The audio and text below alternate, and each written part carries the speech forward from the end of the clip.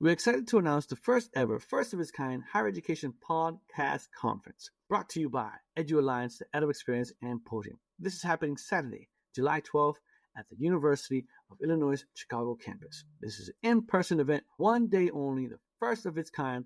This is for people working in and around higher education who are interested in starting a podcast, who may have a podcast, want to learn more about podcasting. So if you want to be there, please go to higheredpodcon.com. That's higheredpodcon.com to learn how you can get your early bird registration, see who the keynote will be, and how you can submit proposals to be a part of this amazing inaugural conference. So that, again, go to higheredpodcon.com to learn more. Welcome back, everybody. It's your time to Ed Up on the EdUp Experience podcast, where we make education your business. This is Dr. Joe Salustio back with you on another episode. And I have to tell you all, it's kind of a proud founder moment or proud dad moment. I don't know what you call it. But the EdUp Experience, of course, is the baby. This is getting weird as I'm talking. Elvin Freitas and I, this is our baby. As weird as that sounds, the EdUp Experience, we literally sitting on a telephone call one day 5 years ago said, let's start interviewing people across higher ed and give them a chance to talk about their university. We're going to bring as many college presidents on as humanly possible. We just passed 350 college and university presidents interviewed on this podcast, which over 5 years doesn't seem like that much if you actually put it into like a yearly average. But if you want to talk about scheduling gymnastics, then we can tell you stories of how difficult sometimes it is. You look at the job of college president these days, the number of stakeholders, not that it's changed over time, but the environment continually changes in a rapid pace. And so sometimes they just get busy. And we have to reschedule and reschedule and reschedule. And we get them on, and they're still amazing people, amazing leaders, doing the hard work of serving students in uncertain times, which is part of, I think, what makes these conversations so amazing to listen to, in my opinion. The organic nature of these is because we get to talk about the real work that's happening, the real work, the positive things that are leading students to we're equipping students with a higher education. It's noble work, and we don't celebrate it enough. That's why we're here at the EdUp Experience. And I want to remind you all, because you knew I was going to, if you have somebody in your campus that writes, and you want to tell a positive story in written format on the EdUp Experience website, we've taken a piece of our website. It's now called EdUp Editorials. Maybe it's a paper or something, an op-ed that you wrote or you're thinking about writing. Maybe the trade publications, it's not right for them because it doesn't have the journalistic angle, but it's a good story that you want to tell in written format. Well, we're going to publish it, and we're going to push it out to our global audience across the EdUp family so that people can read the good things. Maybe it's a good program, something that happened on your campus, a new building you're standing up, whatever it might be. Write it down, write us an article, we're going to publish it. And that's just what we do here at the EdUp Experience, and we're happy to bring another amazing and innovative leader to the microphone today. He is ready to talk. Ladies and gentlemen, here he is. He's Dr. Matt Vandenberg. He's the president at Ohio Wesleyan University. Matt, welcome to an EdUp Mic. How are you? Hey, Joe. Thanks for having me. I'm great.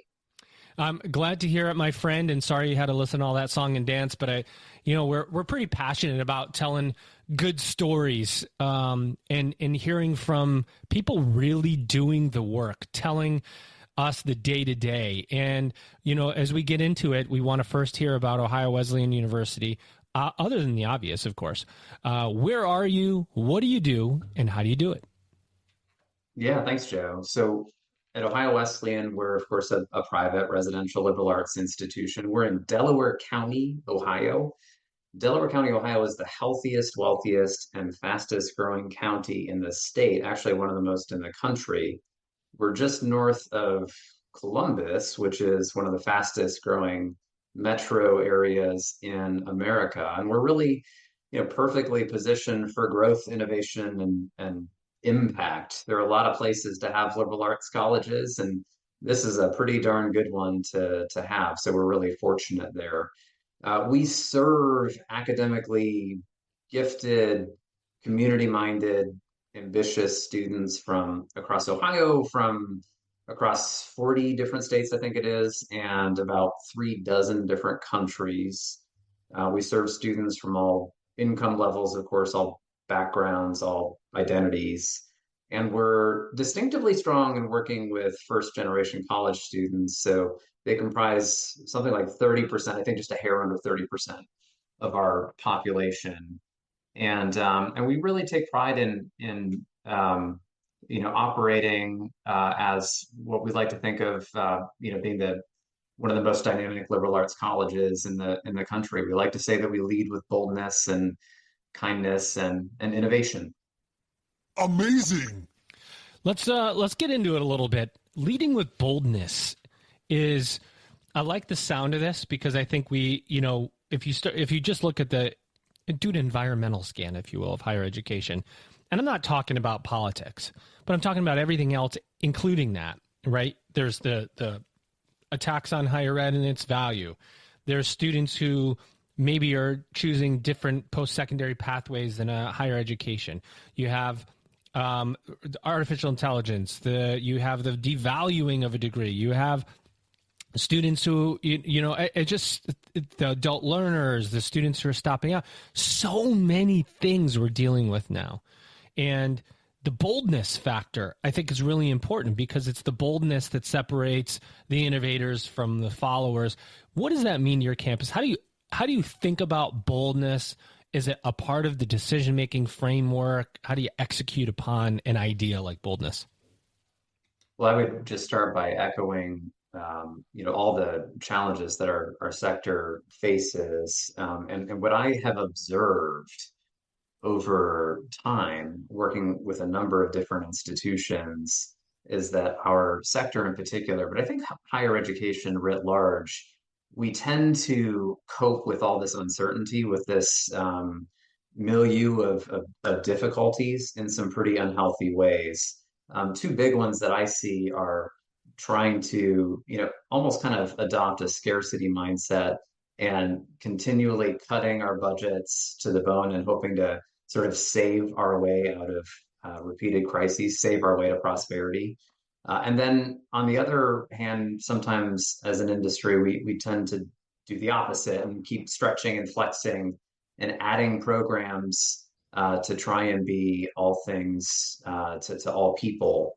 I think that the cumulative effect or the net effect of these things is that these choices tend to water down our missions and leave us feeling less certain of who we even are.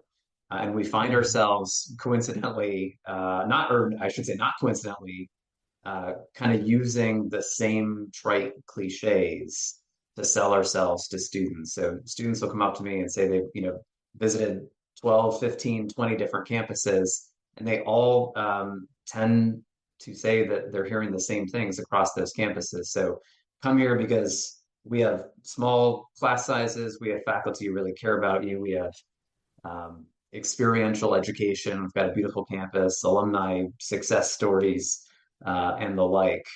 And I don't think that is working very well. The numbers really don't lie. They tell a clear story that small independent colleges are generally not faring well by using those coping mechanisms. So in the last 2 years alone, we've seen 40 colleges and universities close their doors forever, plenty of them in Ohio. So for me and for us, operating with boldness, kindness, and innovation really is getting at the heart of what is our unique, compelling, distinctive value proposition. What could students get at Ohio Wesleyan that they can't or they don't? There's so much to think about there. You're right. Can you hear me? Yes, I can. Yeah, the clichéness piece that you talked about. I was thinking, you caught me thinking. That's why there was the awkward pause there, because I'm like, you're right. We do cliche the heck out of our industry, and I hear that a lot when someone says, well, higher education is the tuition's too high in higher education, or higher education isn't as inclusive as we thought it would be. And it's like, well, what does higher education mean? I mean, you're talking about institutional types, 2 year, 4 years, private, public, for-profit, nonprofit.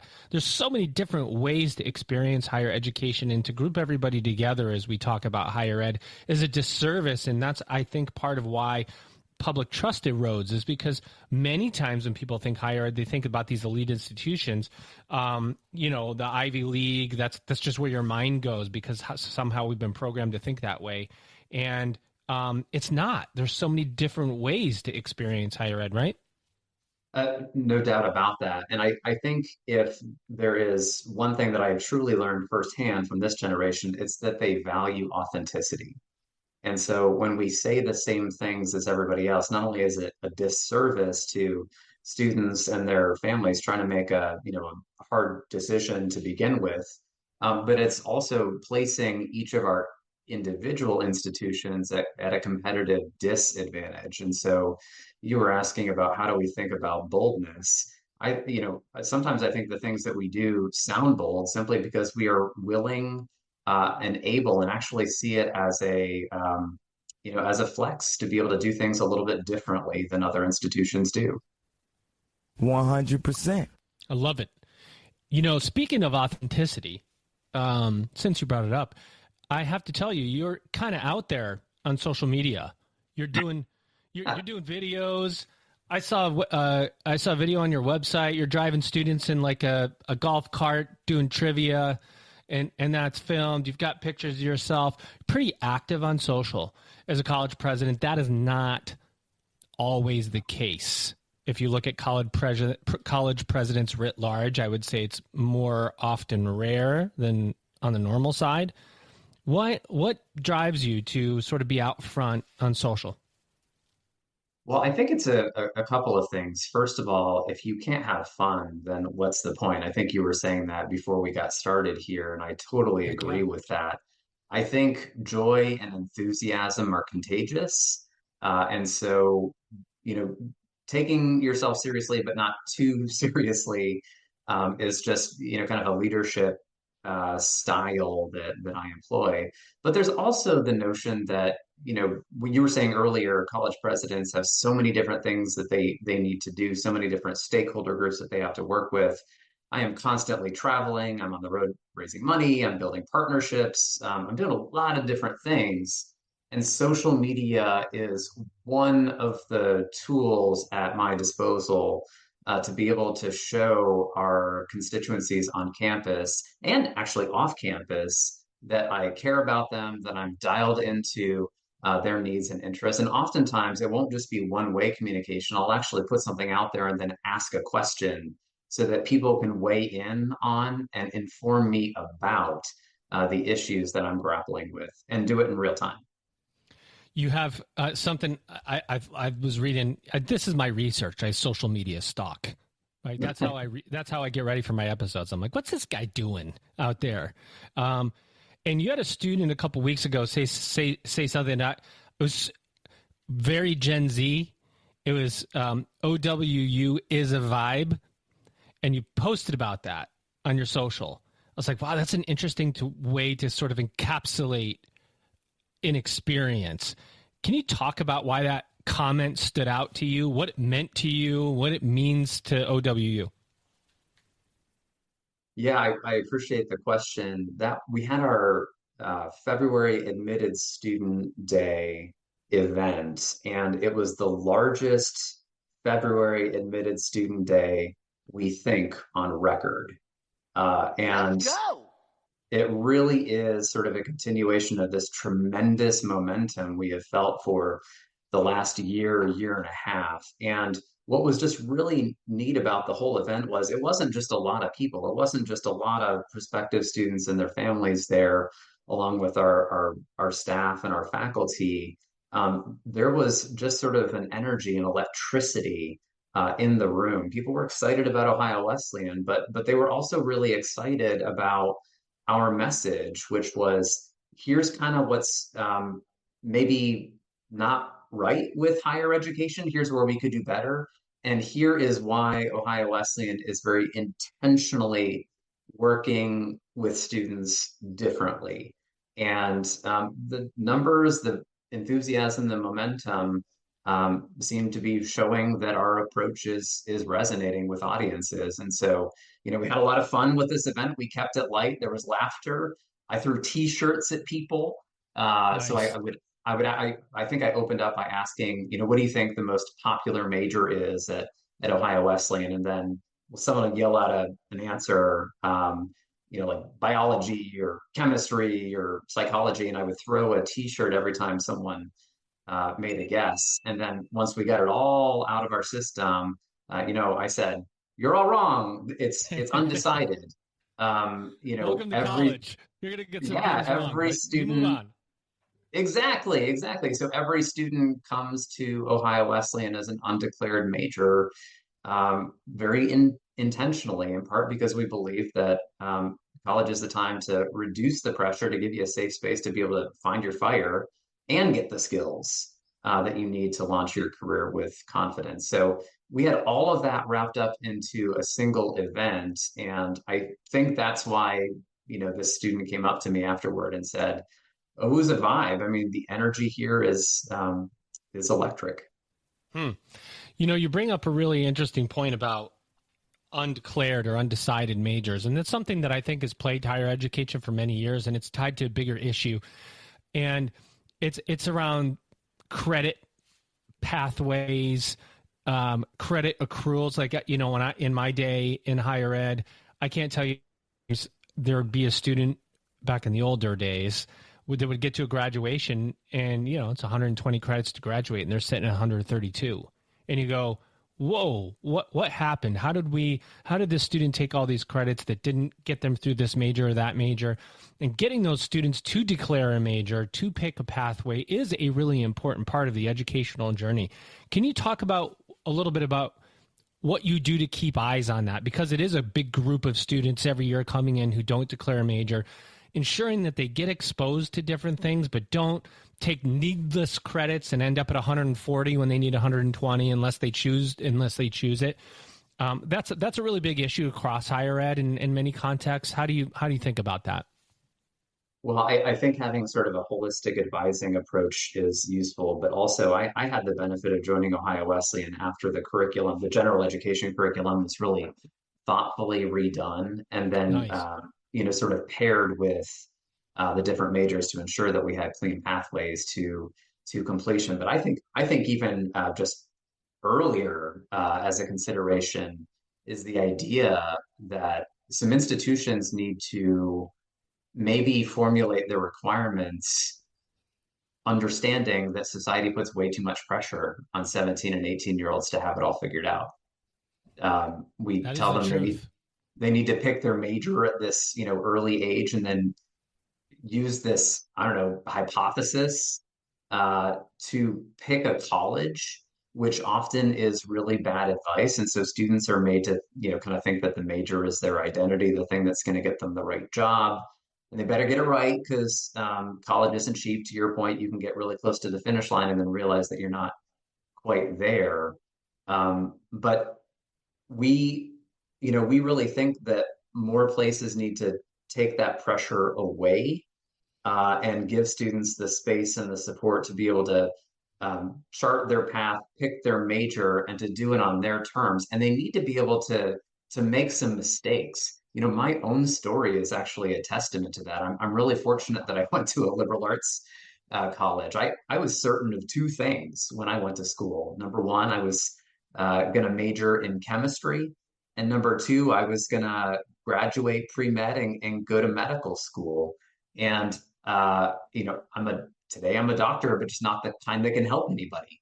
And the reason that I got there is because I realized that I couldn't do organic chemistry. I realized that fetal pig dissection lab grossed me out, and so I had this hard realization I wasn't going to be a doctor. And I had taken a year to a year and a half of science courses, and so I was absolutely devastated. And I had a faculty member sort of help pick me up and dust me off and say, "Don't worry, you actually didn't lose any time, any effort, or any money, because it's all part of the program. You had to take some of these courses anyway. You haven't lost anything. All you have done is figured out what you don't like and what you're not good at. So now Surprise. all that you have, now all that you have left is opportunity. So try the next thing on for size. What's the next hypothesis? And I think what makes Ohio Wesleyan really, kind of fun in terms of working with students. There are many reasons that that's the case, but we're really intentional about not pigeonholing students, about not making the major the sole source of their identity, and about giving them the latitude and the agency to try some things on for size and then to pivot when it doesn't go right. And 80% of all students, I think I read, change their major at least once anyway. So four out of every five students are going to make a different decision than what they came in with. And colleges, I think, need to be able to work with that particular kind of student, the student that doesn't quite have it all figured out yet. You know, Matt, there's somebody that's listening to you right now talk about giving students more agency, allowing them to fail, being okay with a 17 or 18-year-old not necessarily knowing what they want to do when they grow up and what job they want to have when they get through college. And that person sitting on the other line thinking this. Are you kidding me? Because everything around us right now is about degree to job or skills to job to job to job to job. And I do think you're right that we forget. I mean, I will tell you personally, since you told a personal story, at 18 or 17, going into 18, going into college, good for you knowing that you want to be chemistry and a doctor. I was looking at colleges in a book because I don't know if you remember there was no internet. It was just like I was looking through a book and each college had its like place in this book and you would sift through the book. And I was looking at male to female ratios. I wanted to go to school that had more girls. That was the only thing I was thinking about, and whether I was going to play soccer or not. Should I play soccer or shouldn't I play soccer? I mean, what classes could I get in where I could get some easy grades to prop myself up on my first semester? How do I keep off the freshman 15? I had no clue. And I've told this story in the podcast before. I remember my mom sitting me down at the table saying, you have to pick a major. What are you interested in? And I said to her, and she reminds me still because she's fascinated the fact that I actually have direction. I said, nothing. I'm interested in nothing. And that was okay. It turned out okay. And we do I think society's putting a lot of pressure on kids these days. Higher Ed PodCon is coming. Go to higheredpodcon.com. That's higheredpodcon.com to learn more. I think that's exactly right. And it's reinforced in what friends say to each other in that generation, actually across all generations. Parents are feeding that message to their students. We see it on social media. We see it in the news media. We tend to think of college as a transaction instead of a transition. And it really isn't a transaction where we say, here, pay us money, and then we're going to teach you the following things, and then we're going to gift wrap you this job. But you can only do that if you have the major down, stick the landing. It really needs to be more of, we need to embrace the messy that is human development, and higher education needs to be able to flex and stretch with the student as they go through that process. And we all know that for some students, it's linear, but for many of us, it is absolutely not. One of the things, though, that I really take heart in is knowing that the emerging literature actually shows that the type of education that a liberal arts institution provides actually has some key benefits. Liberal arts as a term is not well understood. We tend to, I often say to students and their families, liberal doesn't mean political and arts doesn't mean fluff. Right. The term liberal arts is an educational philosophy. And, it really is, it is one of those things where we get into a back and forth about, are you supposed to go broad like a liberal arts institution we tend to think provides, or do you need to get siloed expertise? And the emerging literature is showing that it's actually a both and proposition, that if you're broadly educated and specifically skilled, that is actually what employers really want in increasing numbers. And the major maybe doesn't matter as much as we once thought. Cybersecurity was one particular example that was used. It's this growing, booming industry, and a new study shows that an English major from a liberal arts institution that takes the time to get some sort of credential in cybersecurity is actually 4 times more likely to get the entry-level cybersecurity job than someone who majored in it. So that's good news for anyone who is even just the littlest bit concerned that their initial hypothesis about what they want to do with their lives may not be correct. That's a fact. That's a fact. I was talking to somebody yesterday along the same, I think it was yesterday. I do so many of these podcasts, I'm not sure, Matt, but it was not that long ago. And we were talking about jobs of the future. How do you prepare students for a job that doesn't exist yet? Part of that answer is you can't, because we don't know what the job is. So how do you fashion curriculum or anything to provide them the skills for the job that doesn't exist? The only thing that we can really do is teach them to learn. Teach them, we can open their mind. We can help them critically think. We can catalyze a propensity for learning, because it's that ability to learn that helps someone, when that job of the future is created, become skilled enough and think critically enough to get into that job. And we're forgetting it. And this conversation is going in a completely different direction than I thought it would. But you brought this up, and I think it's fascinating to say we have to, as a part of the value of higher education, there is a transactional component of higher education where you're paying for something and you're receiving something. There was something as an education, but the transformation, or you called it transition, I can't remember what word you used, is as or more important than the transaction, because the transaction is in a fixed period of time. The transition can be over a lifetime. Well, that's right. I like to tell students and families that they're not making an investment for 4 years, they're making an investment for 80 years. I don't think any of us who are in the middle of our careers feel like we are a finished product. We're always evolving. Our circumstances change, our perspectives change, we get smarter, we learn what works, we learn what doesn't work, and we experience the evolution in the labor market, just like you're talking about.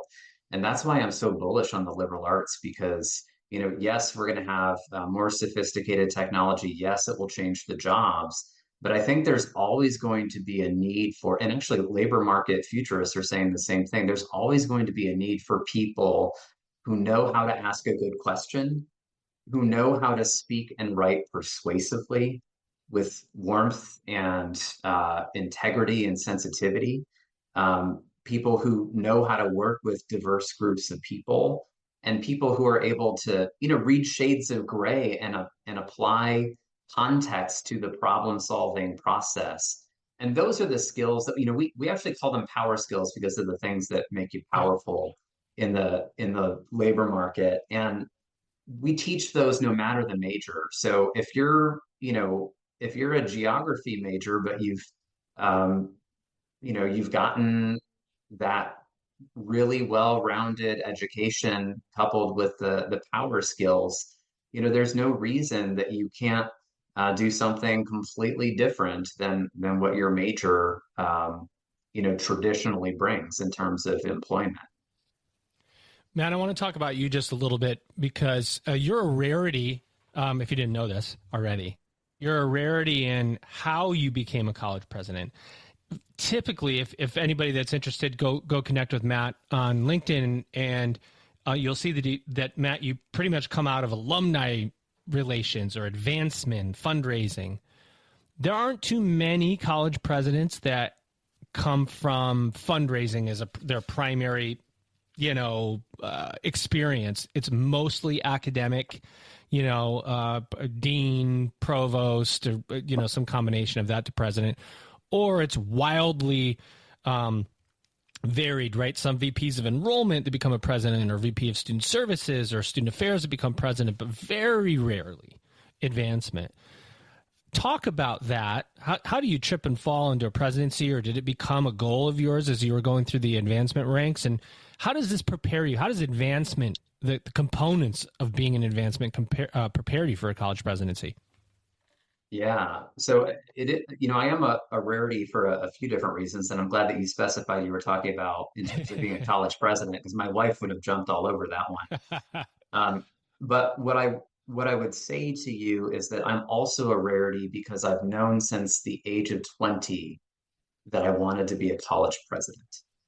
And that I think is maybe even more rare than coming from what we now think of as a non-traditional track toward the presidency. Yeah, I was going to say there are not many people that I've interviewed across 350 college presidents that have said, I knew from an early age I wanted to be a college president. It's very circumstantial at best when they end up in the role. So I'm really interested to hear how the heck you knew that. Well, and I think my own story sort of informs my view on the power that a liberal arts institution can unleash in individuals who just need a little bit of help, finding that fire, figuring out their passion. So I mentioned that I went to school thinking that I was going to be a doctor. I went to Alma College, another liberal arts institution. It's in the middle of Michigan. And when I realized that my initial hypothesis wasn't correct, I kind of had this moment where I had to sort of, pivot. And I tried a few things on for size. I tried sociology, I tried political science. But where I really ended up finding traction and confidence and engagement was in student politics. I ended up running for and being elected freshman class president, and then had the honor to do that for the first year and then second year. And then my junior year, I became vice president of the student body and then president of the student body my senior year. And in my senior year, we had a brand new president named Sandra Tracy, and I had regular meetings with her. And the more that she got to know me, she really took an interest in me, and didn't have to do that at all. But she's a very kind human, and just took an interest in me, and she started to ask whether higher education would be of interest. And I said, yeah, maybe, kind of. And so she started to feed me opportunities to get involved in the operation of Alma College. So I would, participate in advancement activities. I would, join her for speeches and partnership discussions. She was really generous with me. And I figured out that higher education actually was a point of tremendous interest for me. And I remember this conversation very clearly. But she said, Matt, I think you could be a college president if you want to be. Is that something that would interest you? And I said, yes, I think it really would be. And then she said, Matt, I don't think you have the patience to do that the traditional way. I don't know that you should be a assistant professor, associate professor, professor, department chair, dean, provost, and kind of go through the ranks that way. She said, I think you are very relationally oriented. You think about partnerships. You excel in the advancement work. And by the way, this was in 2001. She was saying this, and she said, in 20 years, I think that the only thing higher education is really going to be talking about is money. How prescient was that? She's a Swami for sure. So she said, look, based on all those things I know about you, you may want to think about advancement as a career track toward the presidency. So I graduated at, 22, but I had, 20, 21, 22, and beyond, with this very clear-eyed sense of vocation, this oddly specific sense of what I wanted to do. And I haven't been in advancement the entire time in my career. I actually was an advisor to a member of Congress on matters of national security and foreign policy. I was a fundraising consultant for a while. I worked in international student engagement. I actually drove a 18-passenger van back and forth between New Jersey and New York City, which was a terrifying job. I was going to say, what a nightmare that would be. somewhere out there, there is a van with my fingerprints still in the steering wheel. It's very old by now, but scary job. But basically what I tried to do was operate with the end in sight, but try to develop sort of, a Swiss Army knife approach to readying myself for a presidency. So after I was a fundraising consultant, I then got back into higher education and really, really worked through advancement. Along the way, I got a master's degree at Indiana University in public affairs, and I got my doctorate from the University of Pennsylvania. But advancement has been a tremendous preparation for what I do now. And in fact, the Chronicle of Philanthropy wrote a feature article about how advancement can really be just uncommonly good training to be a president. But it teaches you how to work with other people. You get a lot of organizational skills. You figure out how to make the case for change.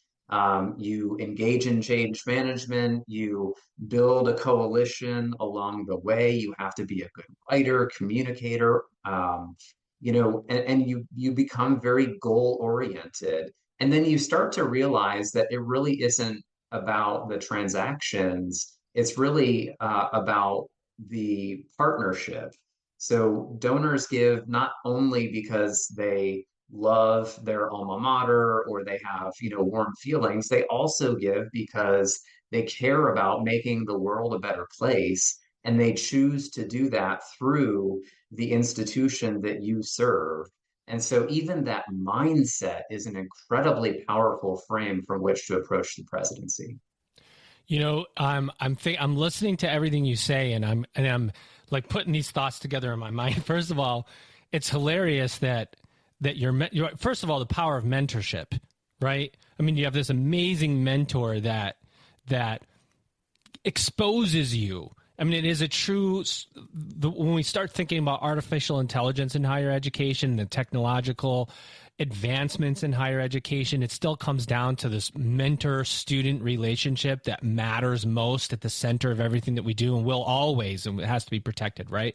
But where she says, you're too impatient to do it the normal way, so you have to find a different way to do it. So she kind of calls you not patient or impatient along the way.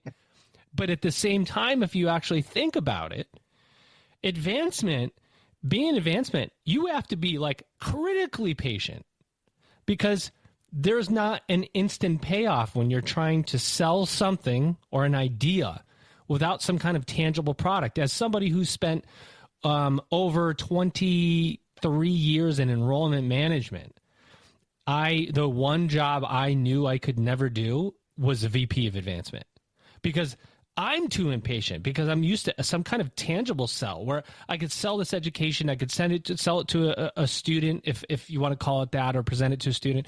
And there's some instant decision, whether it was a yes or a no. When advancement is not like that, sometimes it's months, it's years, it's a storytelling that is so advanced and on the emotion and the hearts of wanting to change society for the better. And that actually takes tons of patience when you actually think about it, that she put you in a job where maybe you had to learn patience or a track. Did you ever think about it that way? Yes, and I appreciate that frame. And I will often joke about my impatience. I think, unchecked, unregulated impatience can be a very bad thing, but a healthy bit of moderated, measured, controlled impatience can actually be an extraordinary asset. And so I call that urgency. It's like the art absolutely. Of urgency. Yeah. Well, and so you also tend to think about what patience means and how to use it to keep moving forward. So anyone in sales would tell you this, but also folks in advancement would tell you this. Every time you hear no, you look for ways to hear that really as a not yet. It's not the right time. Yeah. It's not the right ask. There's Nailed something you can control that might change the conditions whereby the next answer might be yes. But then you also know that it's you might be patient on some of these individual conversations, but you should always be running fast with the notion that there are always other individuals. There's not enough time in the day to be able to visit all the people that can make a difference. Well, Matt, we're kind of coming up on time, and we do want to bring you back for a subscriber-only episode quickly as we finish up. But I do want to give you an opportunity to give us some final thoughts. So, number one, what else do you want to say about Ohio Wesleyan University that you haven't said? Anything you think the audience should know? And I'll have one more question before we close out. Well, I appreciate it, Joe. This is a place that just has a remarkable amount of momentum and traction. I think we're a real example of what happens when you do seek to be bold. You do place tremendous value on figuring out what your distinctive, value proposition is, and you achieve an environment where everyone is working in that same direction. I think Ohio Wesleyan is a testament to those three things and more. So we're really excited about the future, but in a time when it's really hard to be a liberal arts institution in many cases, this place is rolling. One of the larger classes in recent memory. It's the single most diverse class in our history. Total enrollment has now gone from under 1,400 to we're projecting more than 1,600. Retention has risen 4 years in a row. We're now at almost 85% first to second year retention. I mean, we're a place that's putting up surpluses. So it's a really exciting time. We're seeing record philanthropic investments as well. And, we're getting really interesting invitations to join conversations about how we can transform our community and add unprecedented value. So again, I think, my lesson learned here is that small private residential liberal arts institutions without billion-dollar endowments can and will find success if they work to find and build meaningful market distinction, if they operate with boldness and innovation, and if everyone can row in the same direction. Victory! What do you see since you brought up the word future, tell me what you see for the future of higher education. It's funny. I had a moment there where I thought back to Rocky III, where they asked Mr. T what his prediction is for the fight. Clubber Lang was was the name of the villain. Yeah. And so he pauses, and then he goes, "Pain." Yeah, that's right.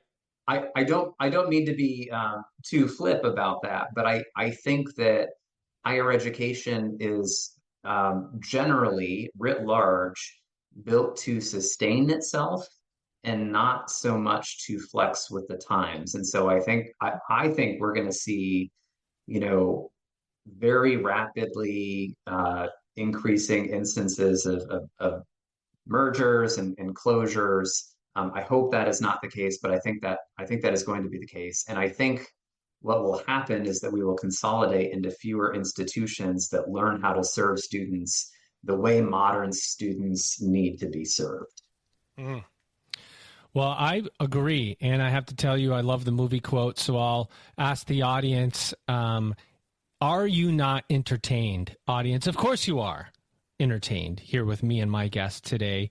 Ladies and gentlemen, he's done a tremendous job of giving us, I think, great insight into how presidents are thinking these days, why a liberal arts education matters, and why it's important to let students think about the future without having to select something right off the bat. I love it. Matt, it's been an honor to host you, my friend. I hope you had fun. Joe, the honor was mine. I had a lot of fun. Thank you. Ladies and gentlemen, he's your guest today. And remember, he's going to be right back for a subscriber-only episode. Here he is. He's Dr. Matt Vanderbree. He's president at Ohio Wesleyan University. Look him up and follow him on LinkedIn. Ladies and gentlemen, you've just ed-upped. Did you buy your tickets yet? Higher Education's first podcast conference is coming July 12th. Go to higheredpodcon.com, higheredpodcon.com. Get your tickets.